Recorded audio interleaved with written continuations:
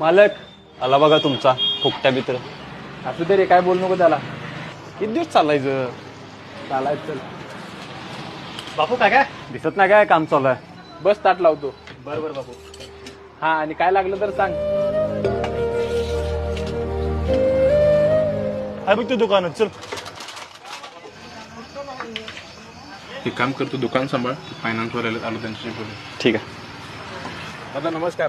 कधी येणारच पैसे? व्याज किती झाले तुला माहित आहे की नाही? होय दादा, माहित आहे. पुढच्या आठवड्यात देतो काय पण करून. अरे गेली 4 आठवडे तू हेच कारण सांगायला लागलाय. जर पुढच्या आठवड्यात पैसे मिळाले नाहीत तर दुकान बंद करायचं, घरी जायचं. होय दादा, देतो.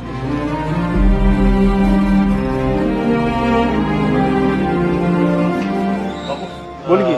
किती झालं? 90 रुपये झाले. आताच नाही रे, पूर्ण महिन्याभराचे किती झाले? महिन्याभराचे 27 रुपये झाले. तुला ऑनलाईन टाकतो. बरोबर.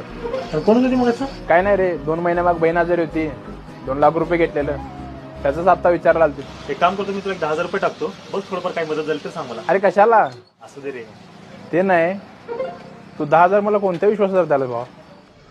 तू 1 महिना मला कोणत्या विश्वासावर जेवण दिलास?